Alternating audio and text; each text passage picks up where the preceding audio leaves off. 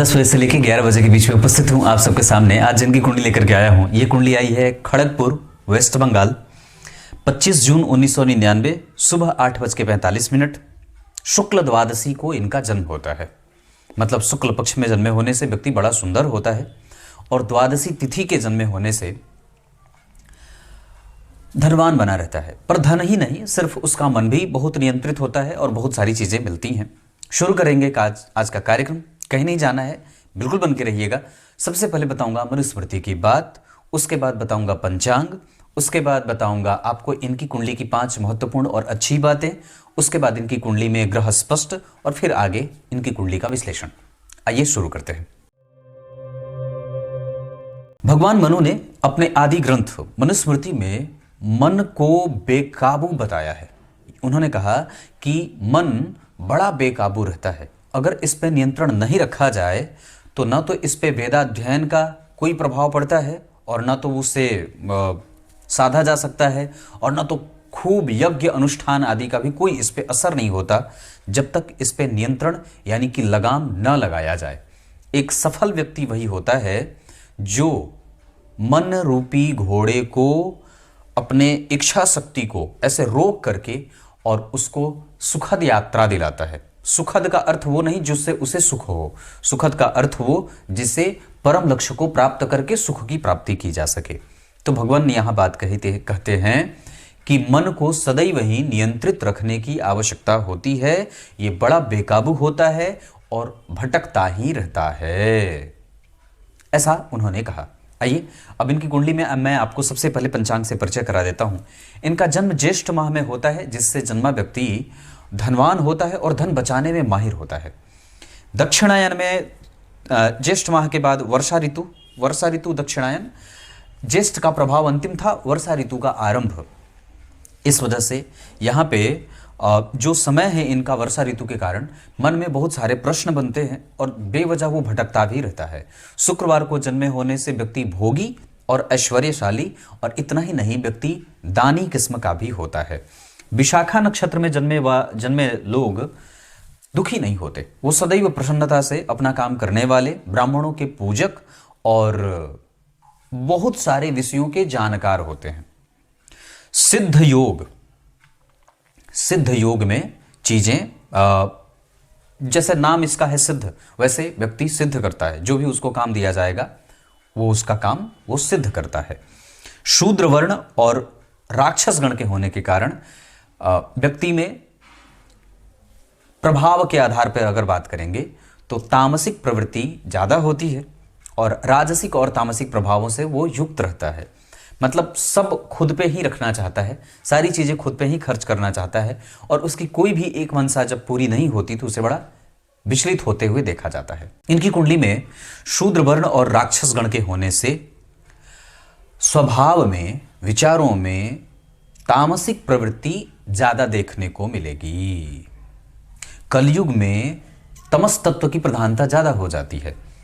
तमस तत्व की प्रधानता के कारण ही व्यक्ति अपने कर्म पे ज्यादा विश्वास करता है और ईश्वर के प्रभावों से वो मुक्त रखना चाहता है या उनकी बातों पे उसको बहुत ज्यादा विश्वास नहीं होता। ये कली का प्रभाव होता है, जहां आप कर्म प्रधान होने लगते हैं और धर्म प्रधान या सात्विकता व्यक्ति के जीवन से गायब होती रहती है।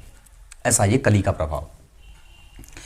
इनकी कुंडली कर्क लग्न की है और इस कुंडली में सबसे अच्छी जो बात है वो है कि पंचम भाव के अधिपति मंगल भले तुला के बैठे हैं, जो कि ठीक नहीं होते, पर कम से कम गुरु से दृष्ट हैं जो नवम भाव के अधिपति हैं। मैंने कल जो कार्यक्रम बनाया था वो और ये कुंडली दोनों एक साथ मेरे पास आई थी। दाम्पत्य में पति पत्नी के साथ समस्या थी संतान को लेकर के। यहां पे भी पंचम भाव की स्थिति गुरु को देख रहे हैं और पंचम भाव के अधिपति मंगल पे नवम भाव के अधिपति गुरु की दृष्टि है। ये अच्छी बात होती है, कम से कम पंचम भाव परेशान नहीं है। लग्न में बुध और शुक्र का बैठना स्त्रियों के लिए, महिला जातकों के लिए बहुत अच्छा होता है। कर्क राशि का बनना, सम संख्या की राशि का बनना, यह भी महिला जातकों के लिए अच्छा होता है, मां बहनों के लिए बहुत अच्छा होता है। 12वें भाव में सूर्य हैं, द्वितीय भाव के अधिपति होकर के। इस वजह से कई बार व्यक्ति को पाचन तंत्र और पेट से संबंधित समस्या होती है और लग्न में राहु केतु का प्रभाव व्यक्ति को मेहनत करने के लिए विवश करेगा। शनि, मंगल, राहु, केतु सारे के सारे ग्रह केंद्र में पापक। गुरु, बुध, शुक्र, चंद्रमा सारे के सारे शुभ ग्रह केंद्र में। एकमात्र ग्रह सूर्य बचे, वो बाहर में चले गए, बाहर 12 में। अब धनेश होकर के 12 में गए, शनि से दृष्ट हो गए, तो धन भाव के अधिपति का 12 में जाना, शनि से दृष्ट होना, ये थोड़ी परेशानी करता है धन और नेत्र और कई बार व्यक्ति के हड्डी और पाचन तंत्र को लेकर के। शनि यहाँ नीच के हैं, जिनका नीच भंग मंगल के कारण होगा। मंगल तुला के बहुत अच्छे नहीं होते, चंद्रमा तुला के हैं जिसके अधिपति से शुक्र और चंद्रमा का परिवर्तन है। इस वजह से यहां भी व्यक्ति की सुंदरता, दाम्पत्य सुंदर, विवाह सुंदर, बहुत अच्छा बीत रहा है, इसमें कोई परेशानी नहीं है। लग्न में 2 शुभ ग्रह का होना, गुरु से चंद्रमा का शुभ ग्रह होना, केंद्र में होना, यह गज केसरी योग बनाएगा और यहां बनेगा क्योंकि शुक्ल पक्ष के द्वादशी, त्रयोदशी, चतुर्दशी और पूर्णिमा के चंद्रमा पूर्णेंदु होते हैं और ये नक्षत्रों के अधिपति हैं। विशाखा नक्षत्र के अधिपति गुरु, इनकी कुंडली में चंद्रमा जो है वो 27 डिग्री के हैं, तो विशाखा नक्षत्र के तीसरे चरण में इनका जन्म होगा और गुरु की दृष्टि है चंद्रमा पे, जिससे व्यक्ति की कुंडली में समरसता का माहौल होता है और वो कम से कम संतानवान बन जाएगा। मतलब पिछली जो कुंडली मैंने देखी थी उसमें संतान भाव बहुत ज्यादा कमजोर था, पर यहां पे कुछ आस जरूर है जिसे हमें इस कुंडली के आधार पर मेहनत करनी चाहिए। इस कुंडली में तीसरे भाव के अधिपति का लग्न में बैठना छोटे भाई बहनों से भी फायदा होता है। पंचमेश का चतुर्थ में बैठना केंद्र त्रिकोण का योग, 2 त्रिकोण के अधिपति का एक दूसरे को देखना, यह अपने आप में राजयोग होगा। सारे के सारे शुभ ग्रह, सारे के सारे पापग्रह केंद्र में हैं, यह अपने आप में विशिष्ट राजयोग बनेगा जो इनके भाग्य से कई लोगों का भाग्य उदय होता है और इनके नाम पे चाहे कितनी भी संपत्ति, चंद्र मंगल योग, गुरु चंद्रमा का गज केसरी, शुक्र चंद्र का गज केसरी, बुध शुक्र का जन्म कुंडली में भाग्यशाली लाभकारी योग लग्न में बैठे हैं, सुखेश होकर के, भाग्येश होकर के शुक्र बैठे हैं, भाग्य के अधिपति होकर के धर्म कर्माधिपति योग लगा है गुरु के कारण केंद्र त्रिकोण, मंगल के कारण केंद्र त्रिकोण, इतने सारे राजयोग बने हैं। चंद्रमा फलीभूत है, इस वजह से सारे राजयोग भी फल करेंगे। सिद्ध योग में जन्म हुआ है, व्यक्ति को जो काम सौंप दिया जाएगा वो सिद्ध होगा। योगों का निर्धारण कैसे होता है? सूर्य और चंद्र जब एक दूसरे से अंशात्मक दूरी पे जब चले जाते हैं, कुछ ऐसे विशेष योगों का निर्माण करते हैं।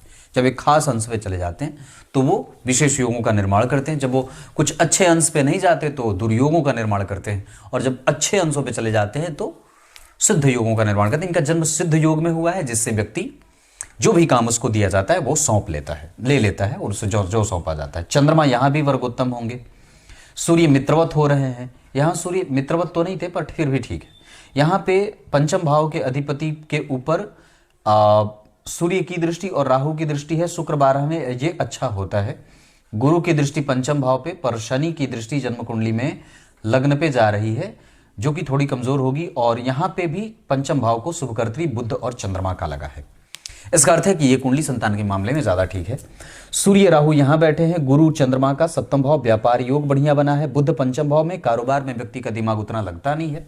शुक्र और शनि का प्रभाव लाभ दे देता है, चाहे कुछ काम करे ना करे उसके इच्छाओं की पूर्ति सदैव होती रहती है, चाहे पति के माध्यम से चाहे पुत्र के माध्यम से होती रहती है, और ये कुंडली संततिवान है। D7 चार्ट में जो इनकी कुंडली बनी है उसके आधार पे मैंने एक सूत्र बताया था। D7 चार्ट के केंद्र के चौथे स्थान में अगर मंगल बैठे हों तो व्यक्ति निश्चित रूप से संतति का मालिक होता है।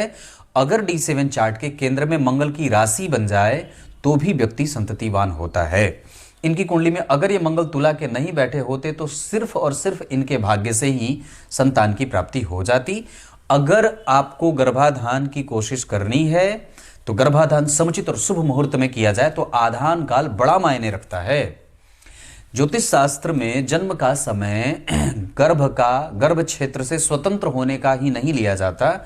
कई बार इस बात पर भी चर्चाएं चलती हैं कि आधान काल को ही, जो आधान काल होता है जब बच्चा जन्म के लिए भ्रूण के रूप में गर्भ क्षेत्र में प्रवेश करता है, उसको भी माना जाता है, पर गर्भ क्षेत्र से बाहर, गर्भकुक्षी से बाहर चले आने पे उसके जन्म का समय होता है। मतलब वस्तुतः गणना यहां से होती है, पर कुछ ग्रंथों में वहां पे भी बात आती है। पर कहने का अर्थ है कि जब पंचम भाव पंचमेश, नवम भाव नवमेश, लाभ भाव और लाभेश, या लग्न भाव या लग्नेश, गुरु, शुक्र, चंद्रमा और बुध से जब दृष्ट होते हों वर्तमान गोचर में, तो संतति के लिए प्रयास करना चाहिए।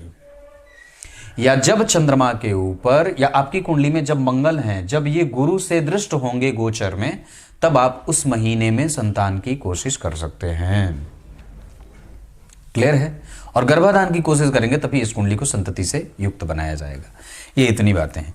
इस कुंडली को मैंने इतना ही बताया है क्योंकि इस कुंडली को इतनी ही आवश्यकता है। चंद्रमा और मंगल का धन योग, गुरु की दृष्टि धन भाव पे, धन बचाने में दिक्कत होगी। हालांकि सूर्य पे शनि की दृष्टि है, इस वजह से माथे का दर्द, साइनस और कई बार भूलने की बीमारी भी हो जाती है, या कई बार व्यक्ति के प्रभावों में उस तरीके की मजबूती नहीं होती जितनी की आवश्यकता होती है।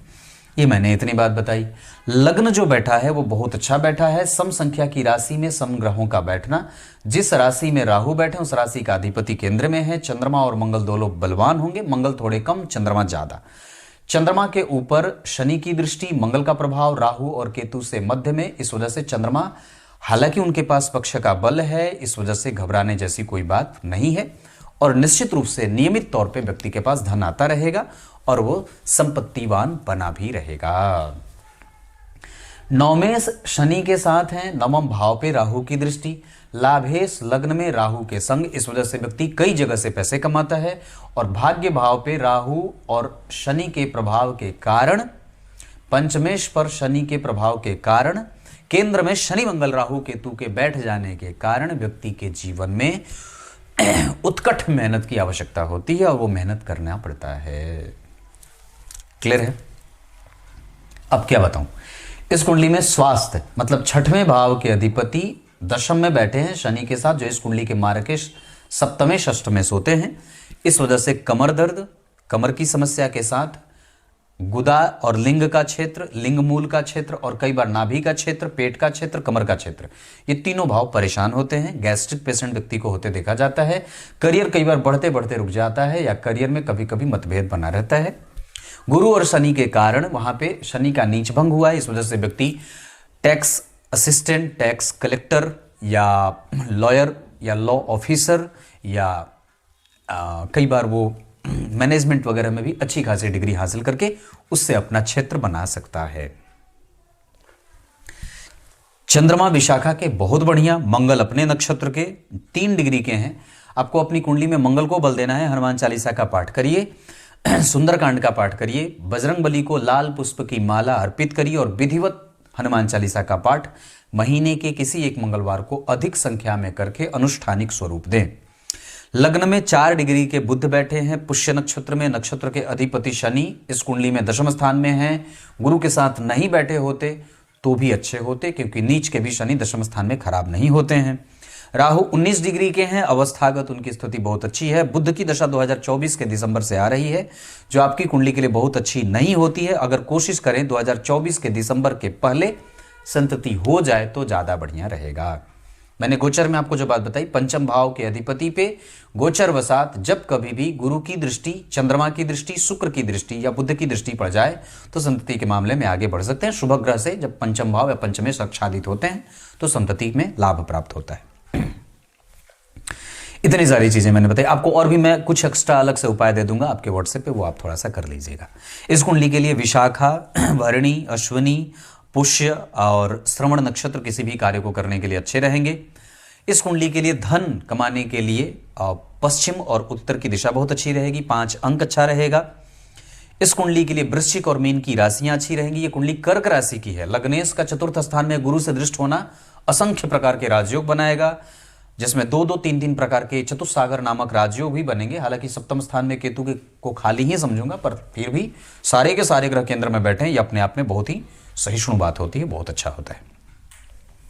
बुध की दशा आएगी तब आपको चतुर्थी का व्रत शुरू करना चाहिए, और अगर हो सके तो सदैव के लिए आप एक मंगल का रत्न मूंगा धारण करिए, जिससे आपके प्रभाव में और मंगल के कमजोरीपन में मजबूती मिलेगी। अपने मूल जन्म स्थान की मिट्टी की पूजा करें, उसका तिलक लगाएं, और अगर हो सके तो चतुर्थी का व्रत अभी से भी शुरू करेंगे तो संतति की प्राप्ति हो जाती है।